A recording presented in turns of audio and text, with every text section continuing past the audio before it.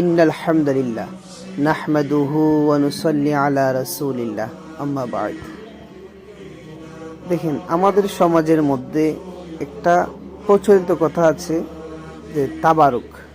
এই তাবারুক দ্বারা আমরা বুঝি হয়তো মিলাদের পর যে তাবারুক দেয়া হয়, জিলাপি, মিষ্টি, এগুলোই হলো তাবারুক।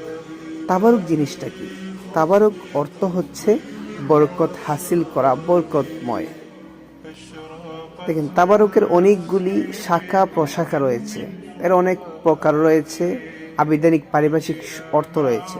আমি আজ প্রকারভেদের মধ্যে একটা প্রকার আলোচনা করব।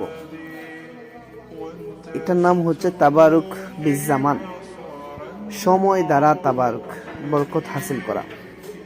কুরআনে বলা হয়েছে শাহরু রমাদান আল্লাযী উনজিলা ফীহিল কুরআন, যে মাসে কুরআন নাজিল করা হয়েছে সেই মাসটার নাম হলো রমাদান মাস। এই মাস তিনি আল্লাহ পাক রব্বুল আলামিন আলোচনা করেছেন এবং তিনি বুঝিয়ে দিয়েছেন এই রমজানের যে বরকতপূর্ণ দিকগুলি আছে এগুলো কেন হয়েছে, এই কুরআনের কারণে। তিনি একটা সময়ের তাবারুক, সময়ের বরকত আলোচনা করেছেন। তারপর আরেকটা আয়াতে বলা হয়েছে ইন্না আনজালনাহু ফি লাইলাতিন মুবারাকাহ,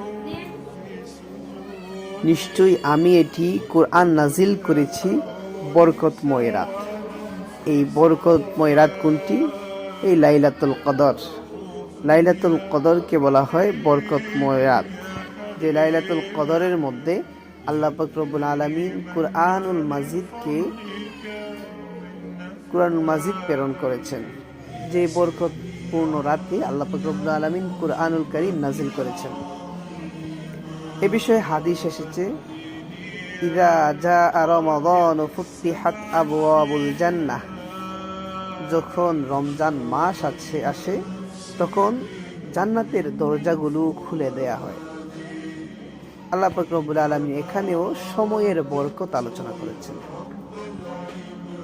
আরেকটা হাদিস বলা হয়েছে ফীহি সাআতুন লা ইওয়াফিকুহা আবদুন মুসলিম ইল্লা উতিয়া, জুমার দিন একটি সময় আছে যে সময়ে আল্লাহ পাক রব্বুল আলামিন দোয়া কবুল করেন।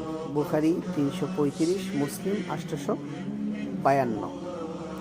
জুমা দিন অন্য দিনের চেয়ে বিশেষ মর্যাদা সম্পন্ন। এটি সময় দ্বারা তাবারুকের সুস্পষ্ট প্রমাণ।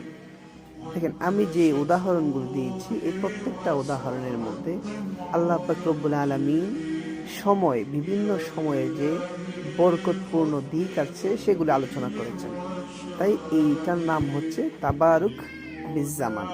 ইনশাল্লাহ এর পরবর্তীতে এরপরের যে আরেকটা তাবারুক নিয়ে কথা বলবো।